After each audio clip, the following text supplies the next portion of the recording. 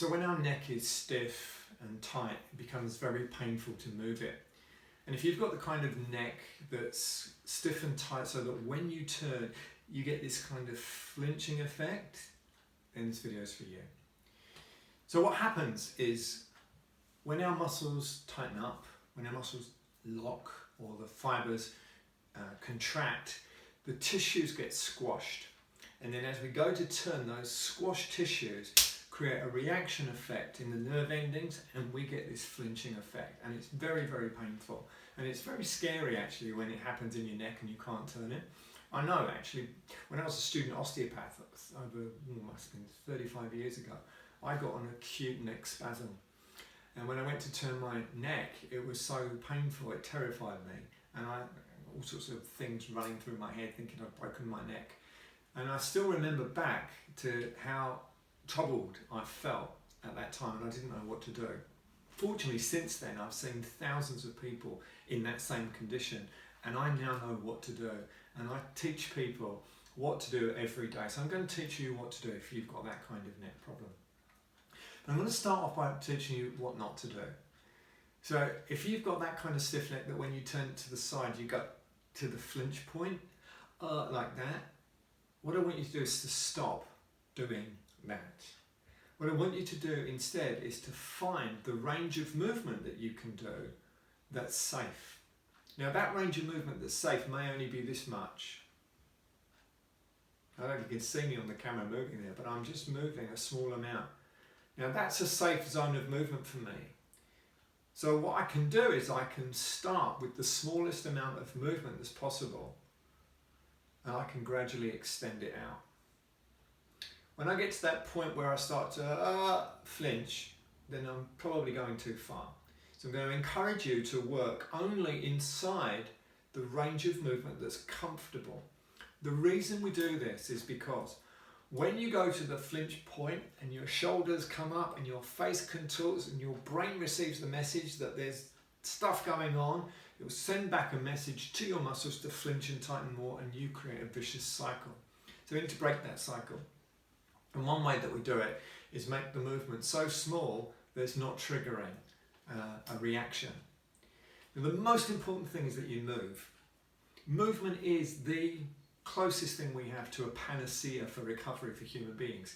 This system, this beautiful body of ours, is a movement system, and we need to move it. And we need to move it when it's not working properly. And unless you've broken your neck, and it's highly unlikely that that's the case, or unless you've got a serious ligament injury, in which case you need to seek medical advice. If you've just got stiffness and tension, then movement's your medicine. So it's how you move that's really, really important. So what we're going to do, again, we're going to go through this. We're going to take small movements within the range that's comfortable, and we're going to move in an unnaturally slow way. It's almost frustrating to do this, even doing it for you, for the video. But trust me, when you're in pain and your body is in that hyper-excitable state, these slow movements are going to really help everything calm down. Now I'm just moving from the left to the right here, and if I get a pain, just making that up, I haven't really got the pain, but I'm doing it to show you the point, and that my shoulders tense, I need to go back, need to reset, calm down, start again, and if necessary, make the movement even smaller. Now with that small movement that I'm doing, my system can relax a little bit. And then I'm going to gradually edge it out a little bit further.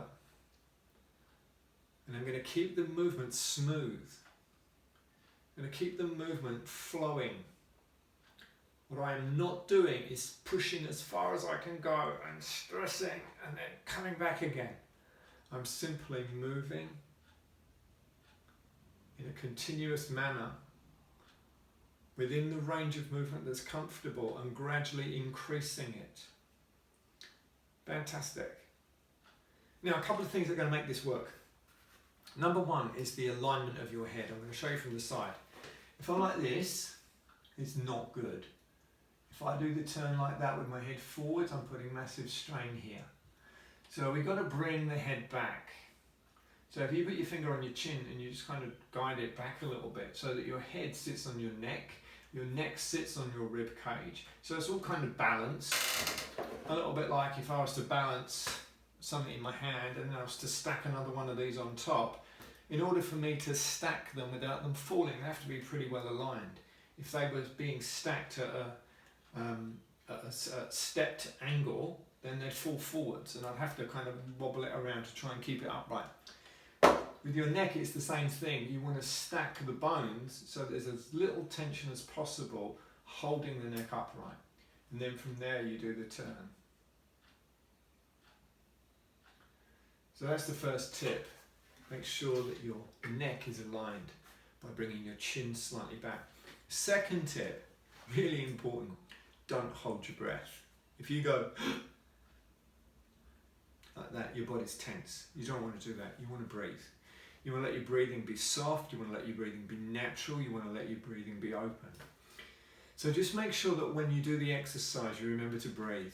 The simplest way to breathe for this exercise is just to breathe as though you're sighing the sigh of relief.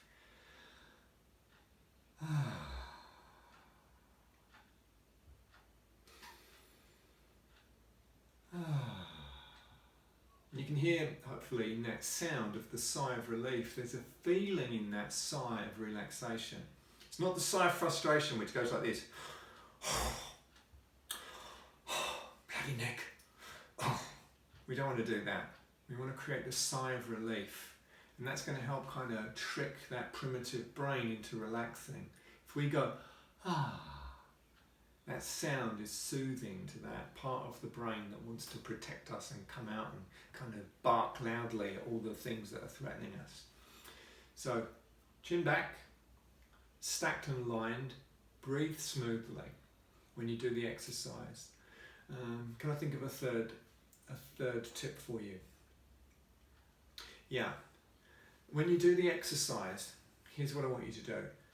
I want you to focus your attention on a part of your body that's not painful.